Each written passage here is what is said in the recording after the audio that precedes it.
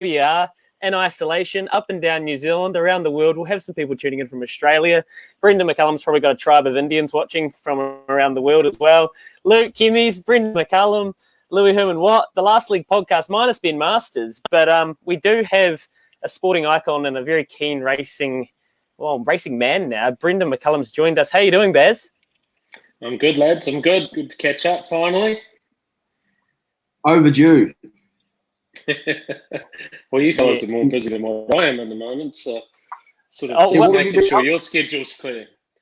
I've been doing nothing like this. Doing the lawns and doing the hedges and trying to brew a bit of beer, trying not to get too fat, drinking my wine cellar, punting poorly on a Saturday, and just pretty much living the dream, you know? See, this is sorry, what was it, Luke? We have to get you in the punters club then, mate. I'm not sure you want me in the punters club. I'm like the caller. The thing is with my punting, I'm a long odds punter, you know? Like I'm 20, sort of 15 to 20 to 1 type punter. I can handle running last on many an occasion, but I need to make sure that, you know, if I'm going to win, it's got to have some value on it. My theory is if I'm punting 20 to 1 shots, I've got to win 1 in 19 to make money. Oh, there you go. Not for the faint hearted, eh? See, this is where you connect with New Zealand, I reckon, Baz, because you're just a common man. You know, you're stuck in isolation, worried about getting fat like the rest of us. Except, what do you call it? A game of snakes and ladders at the moment. I see you've got Chris Donaldson give you a workout schedule, but then you're just sinking it that night again. Yeah, it is snakes and ladders. I'm pretty sure I know how it's going to end up. But at the moment, Donaldson's throwing a few things my way, and I'm trying to maintain them, but the thing he forgets is that he was an Olympic sprinting athlete. Like, I'm just a fella who sort of swung the cricket bat and likes to have a beer and sort of playing a team sport. So there's quite a big difference there. So when his of exercise that he lays down for me, he just needs to dial it back a little bit. But at least I'm trying, I suppose, and trying not to get too fat. But it's good. Problem is that every time I walk past the little brewing kit that I've got going in my wine cellar, and the daylight saving things made things a little hard as well to try and decipher when the right time to start drinking is.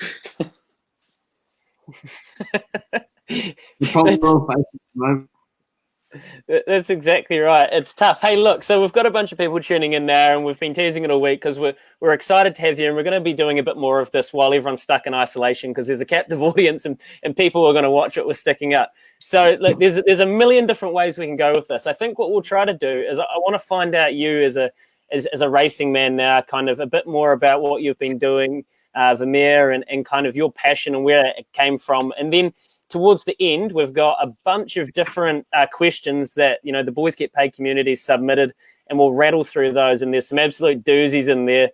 It'll be like facing some violent leg spin or Sean Tate trying to bounce you, something like that anyway.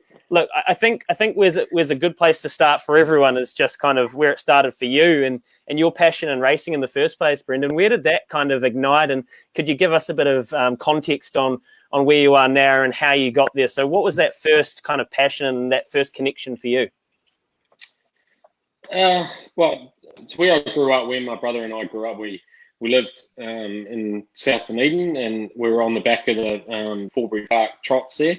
So it wasn't actually the gallopers or the thoroughbreds which got me into the game. It was more the standardbreds, you know, the trotters and the pacers, and you know, you could hear every sort of once a week you'd hear the call and you'd see them training, and our school backed onto Forbury Park, so you'd always kind of, you know, in and around it. But I was probably more involved in the punting at the outset, and then it wasn't until I sort of took a couple of small shares in horses, and then I actually sat on a flight. I was coming back from Fiji with my family and sat next to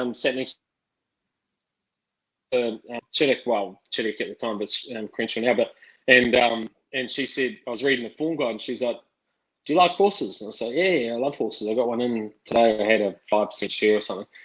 And she's like, "Well, here's my brother's number. When you're traveling through the Waikato," I was living in Christchurch at the time. "When you're traveling through the Waikato, give him a call." And I was like, "All right, sweet." Had looked down at the name Mark Chittick. And I was like, "Oh, okay." So, you know, I knew who Mark Chittick was. He obviously I owned Waikato Stud, and I was like, all right, I'll give this fella a call. Gave him a call, and we were playing England at the time in a one-day series. And I'm good mates with Owen Morgan, who's like us, loves a beer and a punt and game of golf and all those sorts of good things. And I said, mate, right, we're going out to Waikato Stud for a day, bring a couple of the boys. So he brought 3 of his English boys. I brought 3 of the Black Cap boys. And we went out there and we said, I met Mark straight away within a couple of minutes. I was just like, this guy, I like this guy. And we sort of hit it off. And then from there, it was a developing friendship, and he's had some hardship throughout his losing his wife to leukemia and things, and we just become really, really good friends. And funnily enough, now we fast forward about 7 or 8 years, I live just down the road from Mark here in Matamata, and we're fantastic friends, and we've raced some horses and bred some horses and that together, and my involvement in the game has really escalated from there, and to the point that now we've got 3 brood mares, and we've got 12 horses on the property at the moment, and we're racing a few here and racing a few in Australia, and I try not to pump too much because I'd rather spend that money on rearing them and getting them ready to race than the other way. But yeah, I'm definitely a victim, one would say. Outstanding. Yeah, the Chittocks are bloody good people, and no doubt you probably did you leave there sober or what? Can't really remember leaving there, to be honest, lads. That was the first time, and it's been pretty much the same every other time that I've left there since. It's what I do love about the thoroughbred industry as well. It's so similar to sporting codes. It's just the camaraderie, and there's some great people. Obviously, there's some idiots involved too, and you've got to be very careful about some of the people that you kind of open up to, and don't put your hand up. That's not. You got to be really careful that you don't let too many people in, because you're putting a lot of money at stake, right? A lot of your hard-earned cash. You've got to and be time away from the family and stuff. So it's really important that if you are investing in the industry, which I'm all in on as well, around you, and I'm very lucky with the likes of the Chittocks, and also great friends with Sir Peter Valla as well, and many other people throughout the industry have been just wonderful for me, and they've welcomed me into the code and treated me fantastically. So yeah, we feel very lucky to be involved. Have you been able to draw similarities, Baz, between you as a cricketer and why your brain works so well as an aggressive captain and that sort of stuff, to now you as, you're firmly entrenched in the horse racing industries, and kind of where you found your successes there? Have you been able to kind of find that there is a lot of similarities in the way you kind of go about your business in that sense? Yeah, a little bit, bro. I guess it's probably no different to when you're playing sport as well. It's always a moving beast. You've got your ideas when you first go into sport, how you think it's going to operate, how you're going to operate in it.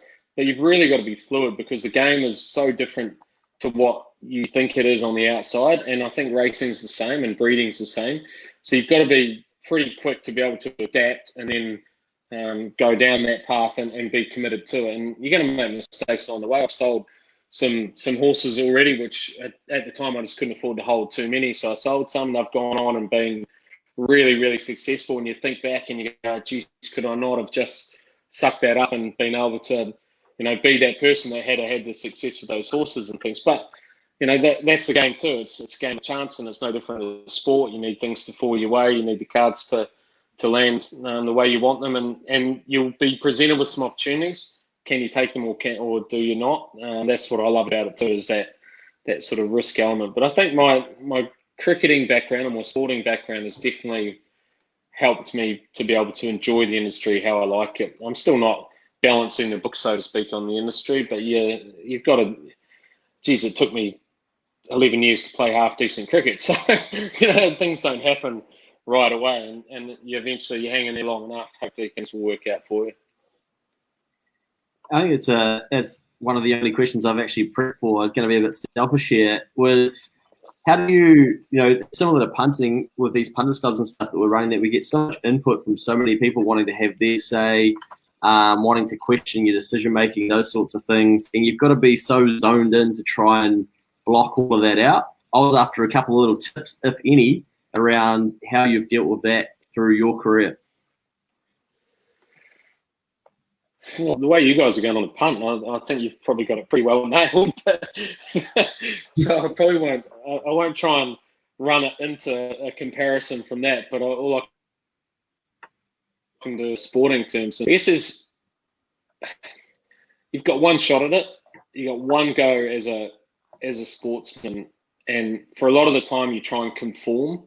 And there's an element that you play in team sports, so you have to work out where you sit on the bus and then buy into that role. But you've also got to do it your way. And I think it's not until you're completely authentic with that that you're able to then get the last bit of talent. When you walk out to play, you know you're going to own that game. And then come rocks or diamonds, you know that you can walk off, sit down at night time, look your family in the eyes and say, I did it the way that I thought was right.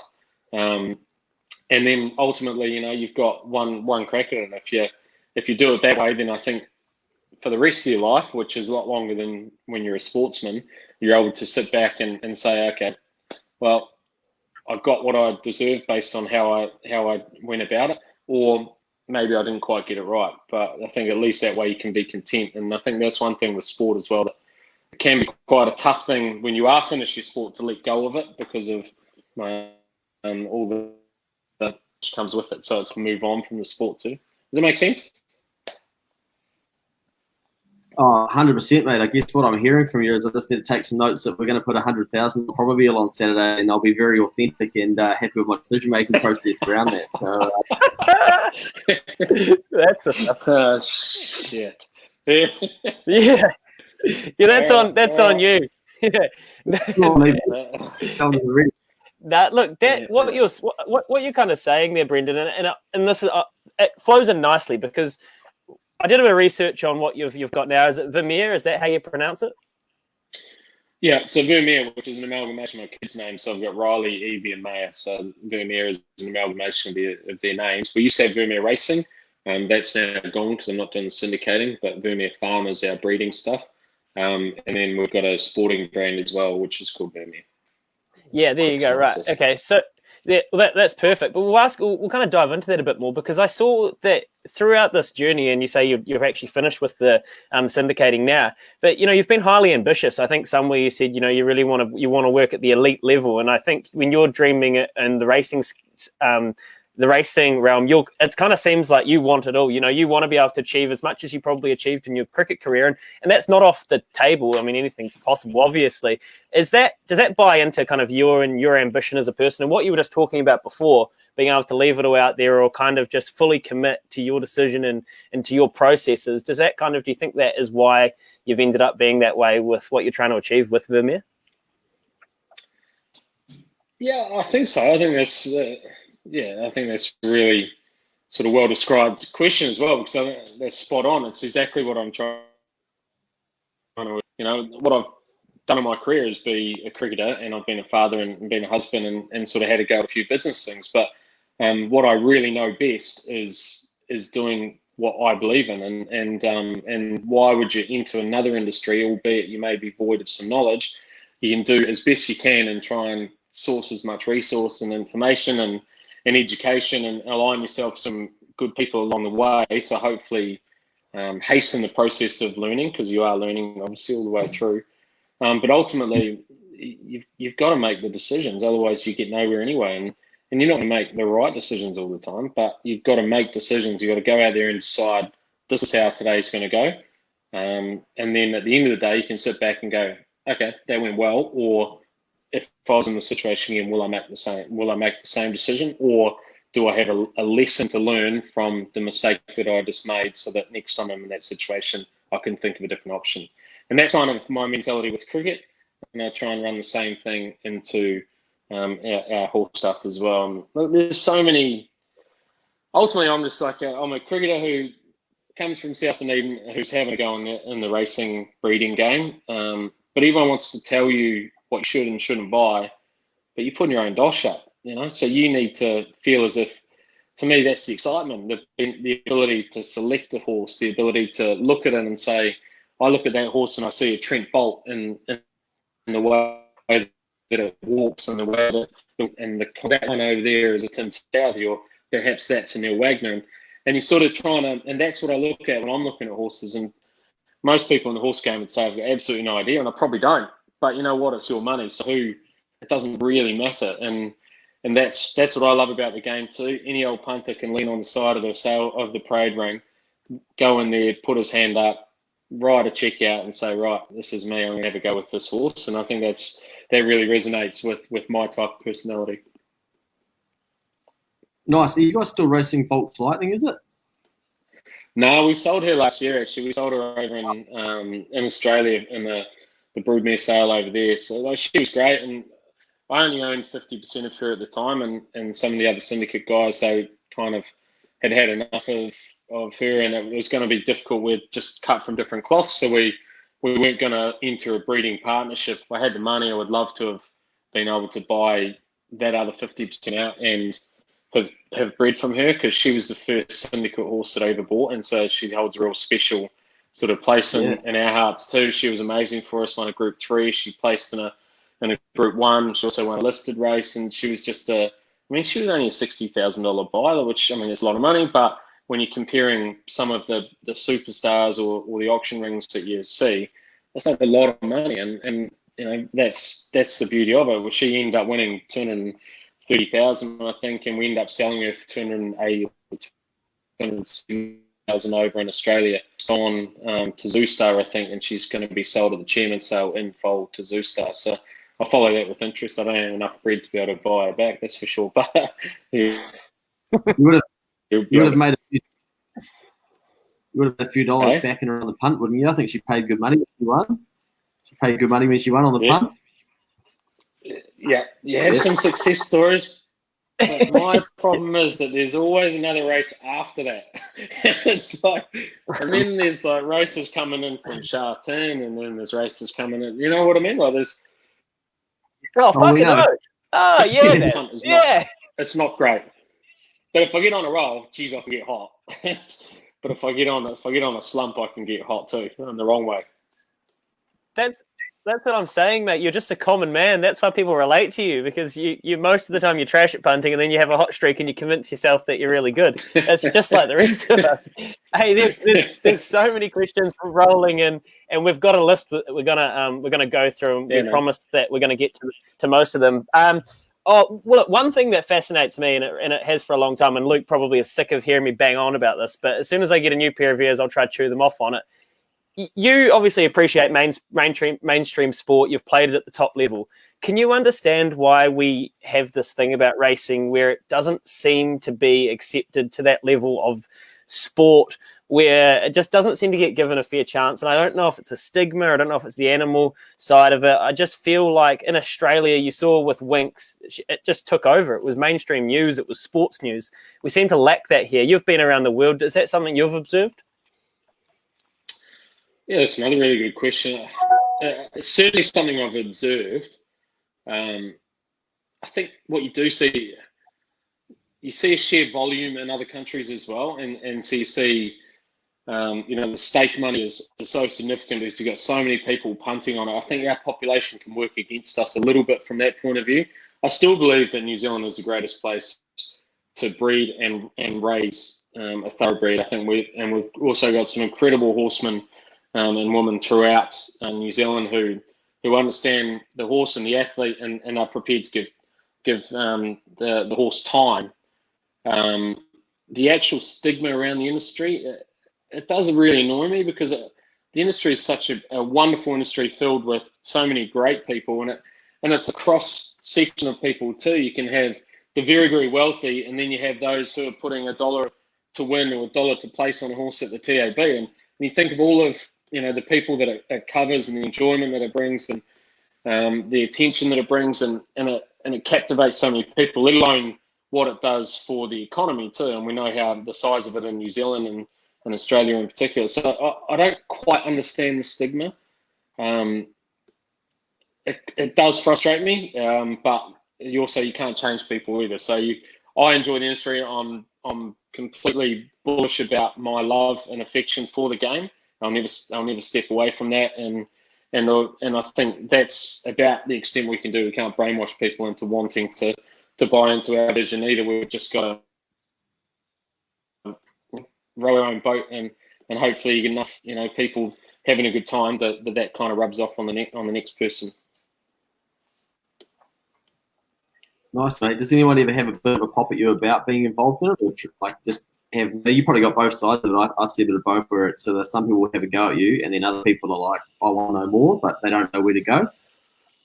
Yeah, a little bit, but I've never hidden from any of those things. I think I wrote through my book that I smoked my whole way through my career, and I've always been a smoke. By the way, now I've given up 3 years ago when I finished, but I've always been completely honest about what I am as a person. I'm from South Dunedin, love horses, love my family, game of footy. Used to love a durry, but I'd be on the pump having a beer. Like that's kind of like that's just that's how I was brought up. That's what I am, and to hide from that, to try and protect a public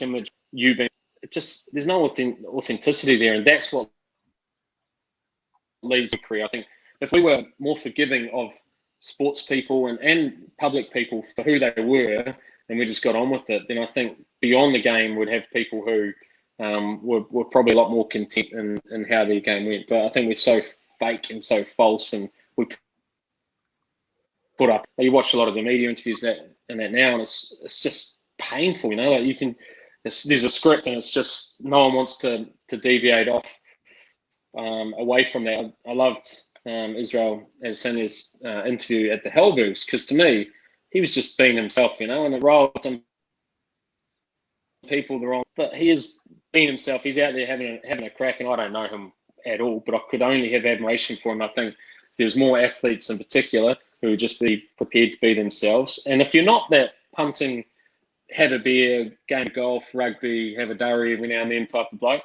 don't be him either. But just be yourself, and that's all you should ask for, I think, and then go and have a crack on the field. I'll go here. What do you think's driving that then? Because we hear all through growing up, like, oh, you need to be yourself. The best thing you can do is be yourself. And as soon as you do be yourself, you're blasted for it. Yeah. We are.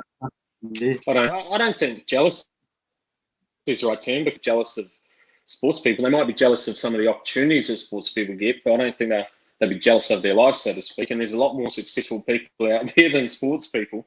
So I certainly don't think it's that. But I don't know. We do have that tall poppy mindset in New Zealand, and I guess the thing is you can walk down the road, like you can run into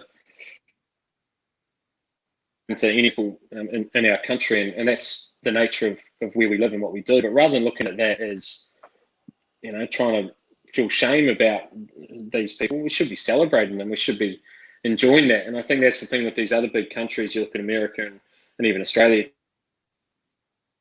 to a degree, they don't access those heroes, those people, so therefore they hold them up, and they only even look at, I guess, their strengths rather than them as a total person. It's really funny. It's funny what you were talking about with kind of the current, I guess, athlete. They get put up to these podiums, and they're forced to do it. It's in their contracts, as you would know, a lot of the time. And they're reading from scripts, and you feel bad for them because you don't they don't come out looking good, and because people just say, oh, that rugby player's just a boring fucking rah-de-rah, but he's not. He's actually, like, if you followed him on Instagram, he's actually a bloody good bloke. But it's just the way that it's structured, and in New Zealand, it's such a small place, so that's good. As you say, you can see Richie McCaw on the street, but also, you are open and vulnerable to have stones thrown at you. You said before, you go and you can go to a ring and you can see a Trent Bolt or a Tim Southey. What's Brendon McCullum like as a horse? What is that? Is he a stocky standard bred that just pounds down all day, or what does he do? No, he'd probably go on the wind, I reckon. You probably need a throat off, I think, and then I'm not sure he'd be wanting to go over ground. I think he'd be probably set for trials and then trade, I imagine. But he'd be that type of horse that would end up going over and racing in Canberra or something and having 90 odd starts, and having a couple of wins every now and then, and just when they were about to sack him, he'd probably find find a way to get on the speed and just get across the line. Paying about 20s. That's fantastic. Luke, do you have any other kind of deep and meaningful D&Ms on the racing industry you want to get into, Brendon, or should we just start hooking into these fan questions? Now we'll give the people what they want. You know, we've gone deep here early, so don't want the man to have to finish too much of his red wine to be able to answer them. So we'll go to some general things. Yeah, all right. Let's go one for one, and we'll get through as many of these as we can. If you're all right to hang around for a little bit longer, Bears, and we do appreciate your time. This came through a lot, actually. What was the name of the bat you scored your triple century with? And I don't think I've heard this. Were you naming your bats after horses then? Not then, I wasn't. No, it started after that. So actually, I saw it the other day. It was in the garage. Because I only used that bat once. It was a brand new bat that match, and I used it, and it was quite a funny story because I had Puma was sending me stickers at the time, and because they had these special bats made for me, so they were blank, and they sent me the stickers, and then they sent me a photo of how the stickers should go on. And I remember at the time I turned around with Tim Saudi in the Basin Reserve change room, and I was like, mate, I've been with Puma for like 7 years. I know how the stickers go. Anyway, long story short, I put them on the wrong way round, got 300 with it that time, and then never used that bat again. And so I've signed it. I've written a note to my son Riley, and so it sits out in the garage in a little place with a note for him, and he'll get to own that when he matures a little bit. Wow, that's fantastic. Yeah, mate. What's the most rewarding moment in racing so far for you? Most rewarding moment. I think it would be Volks Lightning. I think, Volks Lightning on the track. I've got a really good filly who I think has got. Well, I think she's going to be really good. She's had 3 races so far, and she said she had a trial the other day at Matamao, and she won the trial really nicely. It's a horse called Tabata, and myself and my bloodstock agent Michael Hughes, we bought her at Karaka a couple of years ago. We paid $100,000 for her. She's a saddle wheel filly, and she's out of a stakes place mare, split second. And she's in the paddock at the moment, actually, now that we're not racing. But every time I see her and every time I see her on the track, I look at her and I sort of think, when we looked at her in the ring that day and we were prepared to buy her in the auction in Karaka and knocked her down, and now to see where she's got to, and I think she's got the potential to be quite good. Every time I see her go out there and run, that's really rewarding for us. It's the long game, Nice. Absolutely, and I think that's for a lot of people. Even just seeing Savage get put to the ring, Luke, from when we got a hold of him to seeing him go and sell. That was the same sort of thing. Club rugby, you've played a little bit of that recently. How did you pull up after your last outing? Yeah, I was a bit stiff. It was the local derby as well, and I hadn't had a training or anything for about 18 months. So I sort of went in there pretty cold. I had my best mate, Tyson Stenches, who's he's a banker up in Auckland, but he's not really a banker. He sort of masquerades as a banker, but he we all know those. Yeah, and he came. He was staying with me at the time. I said, "You better pack your boots." He said, "You got to be kidding! I haven't played for 10 years." And we both ended up suiting up for the UMS side in the local derby against Hinuera. And in a pre-season game, 32 degrees, 1 o'clock. So 1 o'clock start. Ground rock hard underfoot. And him and I are both quite thirsty, so we had knocked over about 3 bottles of red wine the night before. So mouthguard tastes like sandpaper.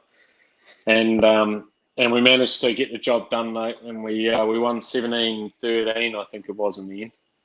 No, 21-13 or something like that. But it was a good game. That's amazing. I saw.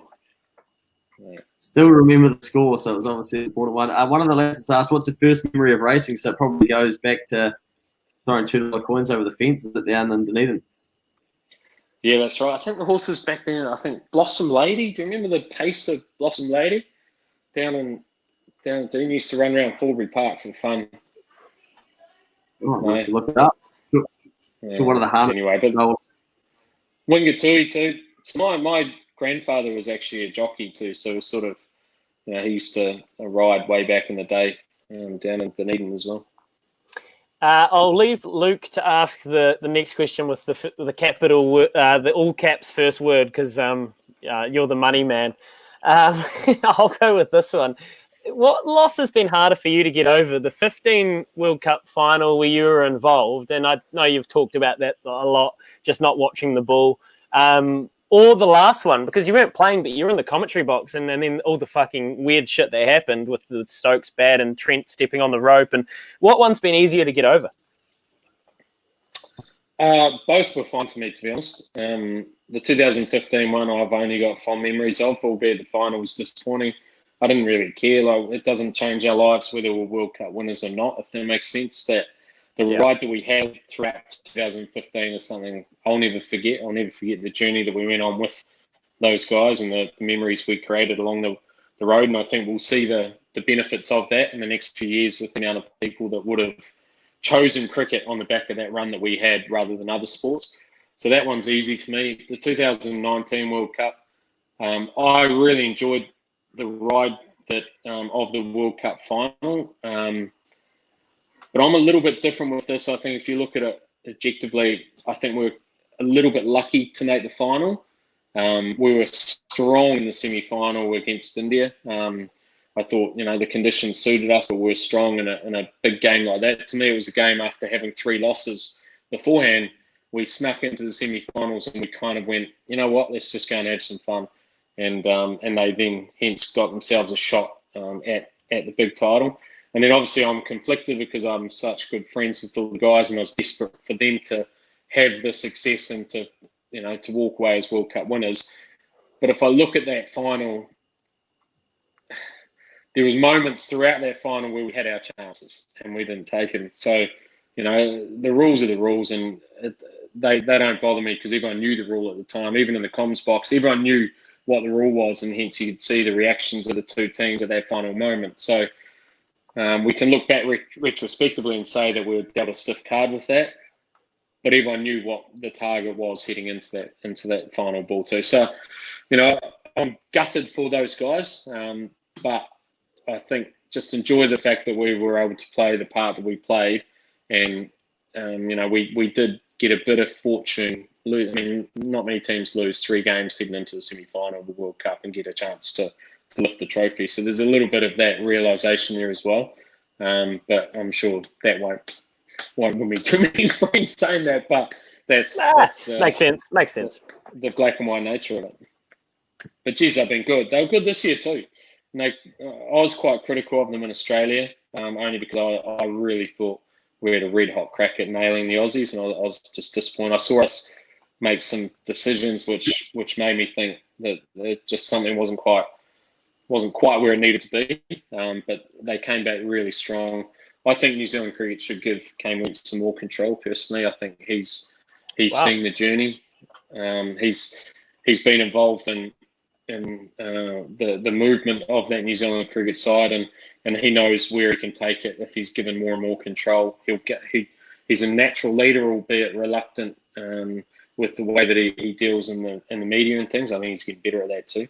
But I think just give him more control, he will take this team to levels that we don't even know are possible if he's able to do it in his own way. But we can't doubt him. We can't ever make him think that he's not the number one person in that organisation.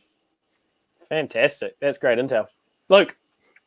Deep insight. I'm going to ask the next 2 questions, and I'm going to start with a quick story. I actually got drafted into playing a bit of cricket on a Saturday for some lads. I hadn't thrown a ball around for a long time, and I actually bowled an 18-ball over. The question is there it is. Yeah, that's great. Yeah. Like, I feel like I wasn't not going to be able to get away with hiding from that, but the question is, what's your go-to piece of advice for an aspiring Luke Hemmes who's currently at the 17th ball and he needs to get through that 18th? So to aspiring sports people out there. Yeah, Don Brendon couldn't bowl either. I think sometimes you just got to understand your limitations and maybe look elsewhere. I think 17 ball, like, there's probably enough of a sample size there to work out that it's just maybe not your gig. Batting maybe, wicket keeping even. but maybe not bowling. It's okay Well, to not be great. it's I mean at that, but okay. So no, that hurts. But I actually got a wicket on the 18th. I could have lied to you and said, you just got to get your front arm up and thinking about bowl through to the keeper. Don't worry about the batter, just bowl through to the keeper. Things will be all right. Yeah, I could have said that, but no. Just give up and try something else. The only thing I needed was to never fucking be invited back, and that's what they did. So into question 2, there's a lot of people would like to know about what potentially your biggest bet is. That could maybe let's go with biggest winning bet or biggest betting story, if that's gonna save us from too much of a scary story out there. Oh shit! I don't know if I should say this. Jeez, I was just having a look at. There's a horse online at the moment, a More Than Ready filly, which I quite liked, but it's up to 350,000. Jesus. Is this the English Easter sales, mate? Can you buy a horse for the Boys Get Paid community live? That would be a story. They'd make headlines out of that. I wouldn't be buying it there. I'd be buying it at Cracker if that was the case. Nice. But biggest. See, I'm not like a massive punter, but I was having a good run at one stage, and so I loaded. Oh, I can't believe I'm telling you this, but I'll tell you. I was way in front. Keep that in mind, okay? So I don't normally bet like this. I'd only normally like $500 would be my biggest bet normally. But I was having a good run, and it was when Jimmy Choo was running in the Cox Plate. I heard I had Jimmy Choo at 8, and he got all the way back into favourite, and I heard leading into the race the night before the race, and John Barry said the only concern he has tomorrow about the Cox Plate is what his after speech is going to be when Jimmy Choo wins, and I was like, this is outstanding. I've got it at 8. I've got $4,000 on it at 8. So I'm thinking I'm laughing. Plus I had multis leading into it. So I was going to win 64,000 if Jimmy Choo got up in the Cox Plate. And so I was like, this is wonderful. So I was like, I was thinking I'll get a golf cart. I was a member at Clearwater at the time. So I was going to get this golf cart, and like a Hummer golf cart, and I was going to get like Jimmy Choo and number plate in that. And then we were playing Zimbabwe and Harare at the time, and John Wright was coach. And I told John Wright, I said, mate, I know we're warming up for this game, but I've got this massive play going on in the Cox Plate. So can you somehow find someone to go and get the result for me while I'm warming up? He's like, yeah. So he sent our computer analyst at the time, Rupert Lewis, he sent him down to the Harare Sports Club to write the placings of the horses. And then, sure enough, it comes back and Jimmy Choo's run second, and I've gone back after I've watched the replay, and he's hit the front. And I'm like, he's home. And then Pinker at 33-1, I think, straight up the rail, nuts him, dies a month later. Oh, and here I am. I didn't punt for 12 months after that. Wow, that's all right. It was good fun. We'd almost get him anyway, so don't feel bad for me. That is a story. Yeah, Pinker, eh? Oh. Died a month later. Like, what the fuck? That's so good, mate. Hey, I would have loved if Pinker had gone on and become like this unbelievable champ. He died a month later. Yeah. Bullshit. Oh, that's too much, but we've all been there. I feel like that kind of leads into this one. When outsiders come in, I love this question. This is great creativity. What is more nerve-wracking, being on 299 or in the 290s at the Basin, or having a 14-1 outsider you own, or you've got involvement with leading with 200 meters to go? How do you kind of handle nerve and what's? Because I know when you're out there playing cricket, you've been out there for how many hours? You probably don't have much time to think, do you? Oh, this is an easy one to answer. Definitely racing. Like cricket, I never really got nervous because you kind of, you knew how it rolled. But with racing, you've got zero control. You've just got the dream, and you're buying into the dream. And you just hope someone else doesn't have the same dream, which is stronger than you, and they end up getting over and above you. So Definitely when your horse is going good and hits the front with a couple hundred to go, that's when things get a little bit twitchy. And also just before the jump too, that gets you going too when they're in the barriers and they're ready to go, because you just want to make sure that they get a good clean chance at it. Yeah, you just want the chance. It's like when you're playing beer pong bears and you just want to be able to throw the ball over the cup. You don't want to hit the front of it, because then you're like, well, fuck, it never even had a chance to go in. So it's pretty much the same thing. Pretty much spot on.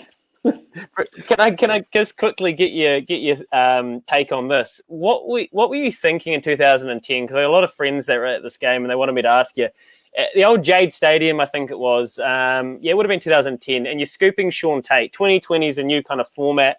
Do you look back on that and go like, what the fuck was I up to? Like this young, brazen Brendon McCullum? Or now do you just still think that's just efficient scoring? That's just my scoring zone. I should have been doing more of it. Oh, I tell you what, the only reason I did it is because I knew that we were going to need a big score, right? Like, it was a flat wicket and made a really good batting lineup and short boundaries, and like we've been dealt to in the first game, and we wanted to be more aggressive. So I charged about second ball, I reckon, and then I realised that he's going real quick. And when I charged, I couldn't quite get my hands through, and I was like, well, geez, how am I going to try and hit him in front of square at 150 odd Ks and get a boundary? Well, I don't have that in my locker. So I started sort of quickly thinking, well, I've played the lap shot before, so why not? If I can execute the lap shot with his pace, there's no one behind me, so there's no risk to it. The only risk is if I don't get it right, and then I'm going to get out or get hurt. But if I get it right, it's a free boundary. And sort of it happened once, and it happened twice, and sort of happened 3 or 4 times after that. And then I kind of got rolling after that. But I never really played it a lot after that. I only played it once or twice in an innings. But on that day, it just seemed right. I shot 79 at Clearwater that morning too, by the way, if you're asking. Yeah. Which for a 9 handicapper is really good, and it's probably the lowest I've shot in about 10 years since. My golf game has gone to the pack. But so just hand eye that day, you were just seeing it. Well, yeah, maybe, but I actually quite like to do that. Play golf in the mornings of T20 games. I found it was quite good. A lot of guys would sleep in till sort of midday because you're not playing till night time. But I like to get up and go and have a game of golf, or sort of get out and about and just sort of relax yourself that way. And a lot of guys do it. I know Glenn Maxwell's done it a few times for want of someone's name, and a few other guys have too. And maybe it's just that hitting a ball when all you focused on was actually hitting it, and then later on that night you're just executing the same skill. Nice, mate. Question from Ben Masters. He said that he's hit a few fours in his time but never played cricket, so I wanted to ask you a racing question. What if you could breed a horse to win any race in New Zealand, what race would it be? Race in New Zealand or any race? I'm going to go any race. Is that all right? Can I Absolutely. Do that? Can I improvise a little? Yeah. Oh, yeah. Yeah. I'd love to win a Cox Plate. I'd love to breed a horse which won a Cox Plate. I think that would be just the pinnacle of what you're trying to achieve. That's what I'm trying. That's what my lofty goal is. If that makes sense, albeit I'm 1,000 steps away. It's still, you've got to have those kind of goals, right? No, well, that's exactly right. And we actually had a question someone sent through. If your dreams came true and you could breed your ideal horse, would it be a sprinter, a middle distance, or a stayer? So that kind of answers that, doesn't it? Yeah, well, fucking Pinker can do it, and I'm surely one of us three can as well. That's right. Oh, so salty. Anyway. Look, how much time do you have, mate? Because we've just got a couple more. Do you mind if we just rattle through them? Yeah, sweet as. It's all right. I've still got sort of, it's good. Yeah, cool. All right. Favorite track? Moonee Valley, it's kind of a weird old track, isn't it? I know they run the Cox Plate there, but is there a track around the world that you just, you really kind of admire or love? Oh, I'm Flemington, man. I love Flemington. I think that big long straight gives everyone a chance. And I go to the Melbourne Cup. Well, the last 5 years I've been to the Melbourne Cup.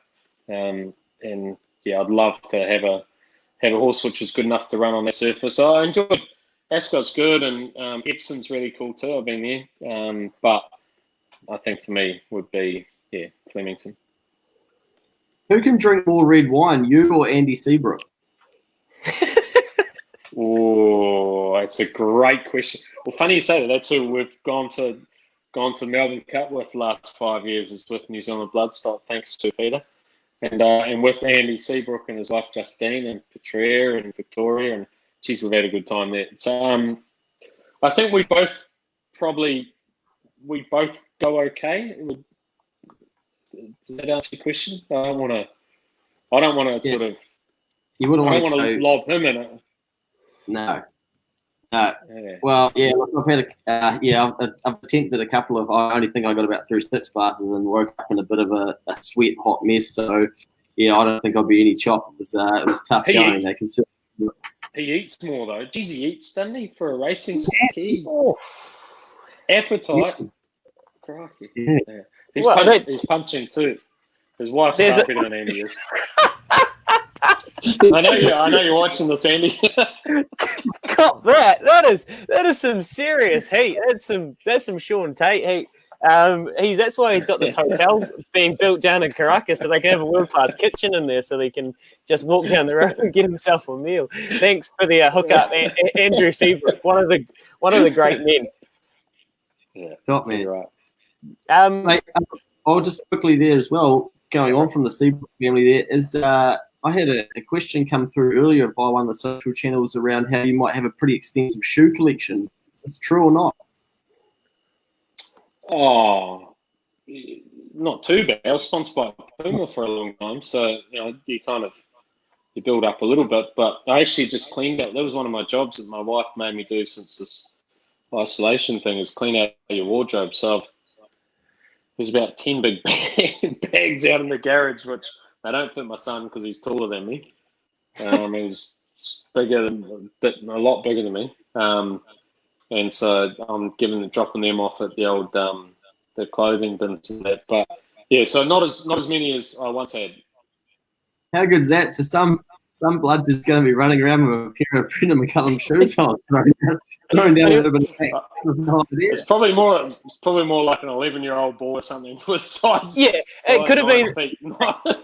Not too many normal sized human beings. It could have been 11-year-old Luke Kimmy's bowling an 18 ball over in Brendon McCullum's shoes. I didn't go through puberty till 22, so I wouldn't have needed that big of shoes. But if you just give us, I think we could probably sort something out there.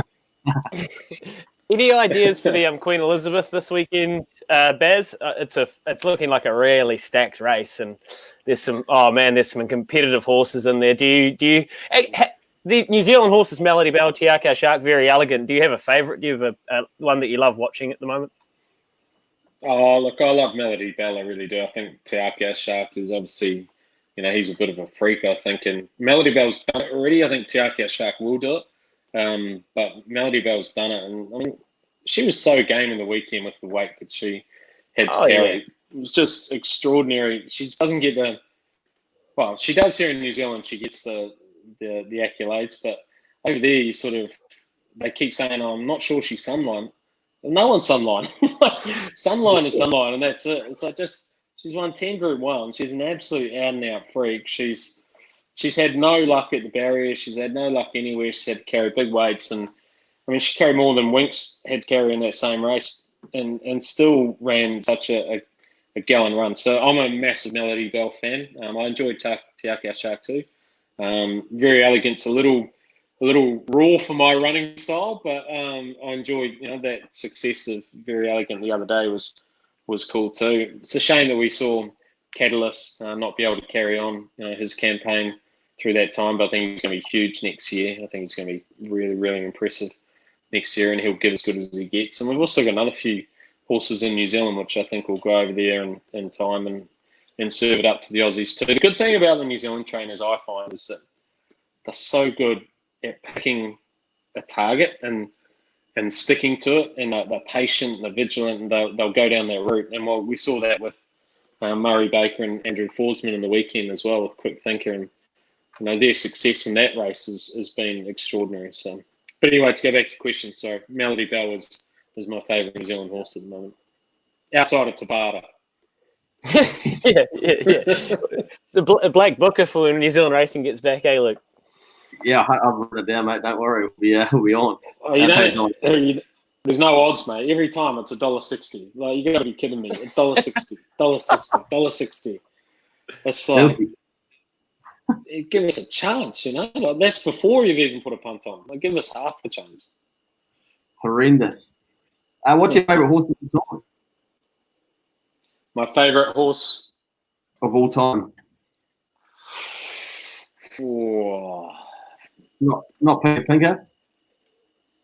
not Pinker Pinker. Not Jimmy Choo anymore. Yeah. For me, I think we've lived through Winx and Black Caviar. You know, I think Winx for me is just incredible. I think, you know, the story and what she did for the racing industry, and yeah, I'd have to say Winx. I still remember, you know, obviously Maccabi Divas and Sunlines and everyone who are my racing friends they're going to point this out to me that there's other horses rather than the last 10 years. But I'd say, you know, from when my passion for the game really went to a new level, I'd have to say Winx. Yeah, well, Andrew Seabrook sitting there recounting every Melbourne Cup winner since 1907, so he can't believe he's good at it, though. Oh, isn't he? Look, we'll start to wrap this up. One thing that a lot of people want to know, and I know Luke and me want to know, what are the chances? And I don't know what your schedule. It's middle of summer, so you're probably commentating cricket. Although Ian Smith ended up coming to the meet this year, Karaka Million. It's the night that boys get paid has really targeted, and Luke's done a fantastic job at this, at kind of making it the headline event. And Paul Wilcox at Ellerslie and Andrew Seabrook and all these people.